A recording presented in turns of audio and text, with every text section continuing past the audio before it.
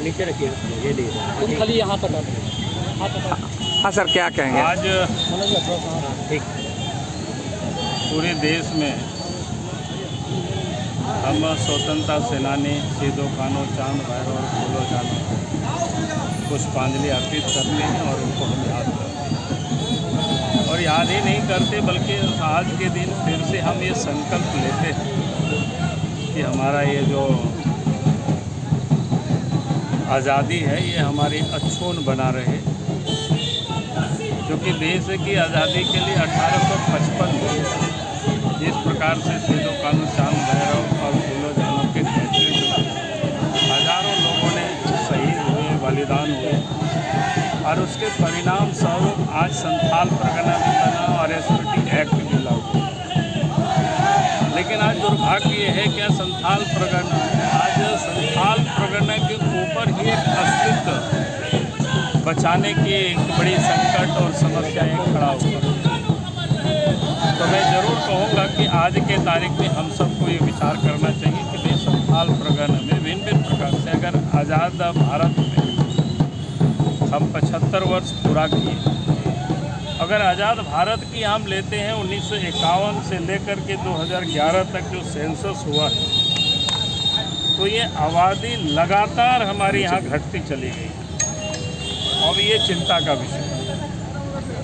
अगर आप देखें 1951 में ट्राइबल की पॉपुलेशन 44% थी, 44.67% थी, लेकिन आज 2011 में आकर के ये जो पॉपुलेशन है 28.11% आकर के।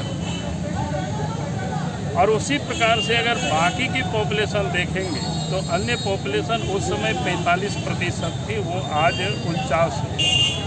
करीब करीब वो स्टैटिक्स ही है, अलग अलग। लेकिन उसमें से एक मुस्लिम पॉपुलेशन है जहां वो 9% उस समय थी, आज के तारीख में 22.73% है। अगर इसी रफ्तार से जनसंख्या बढ़ती चली गई और आदिवासियों की जनसंख्या घटती चली गई, तो आने वाला 25 साल यानी आज़ादी का जब हम 100 साल के जश्न मनाएंगे और सिदो कान्हू आंदोलन का लगभग 200 साल पूरा होने को होगा, तो कुल मिलाकर के आप ये कह सकते हो उस समय से संथाल परगना में संथालों का, आदिवासियों का अस्तित्व ही समाप्त होते दिख रही है। और इसलिए आज के दिन मैं सरकार से ज़रूर मांग करूंगा कि भाई आप राज्य सरकार को एक SIT गठित करके और इसकी सरकार को जांच करानी चाहिए, ताकि ये अलार्मिंग सिचुएशन साहेबगंज, पाकुड़ जैसे ज़िला में तो स्थिति और ही बद से बदतर है। साहेबगंज में तो स्थिति यह है कि आज वहाँ आदिवासी की संख्या कम हो गई। तो इसीलिए मैं ये कह रहा था कि आज के तारीख क्योंकि सिदो कान्हू, चांद भैरव देश की आज़ादी के लिए लोग लड़ाई लड़े और साथ ही उनकी लड़ाई का ही परिणाम था कि संथाल परगना भी बना और यहाँ लोग बचे, उसके लिए एसपीटी एक्ट भी बना।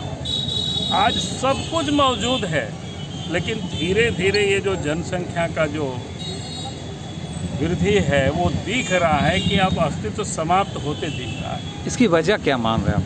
अब इसीलिए मैं कह रहा हूँ कि SIT सरकार को गठित करनी चाहिए।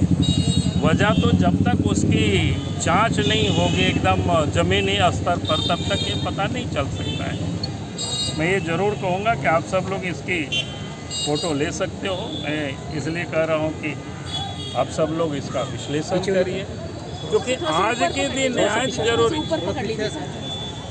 अच्छा, ऊपर अरे आप नीचे करने तक आ जा रहा ना भाई।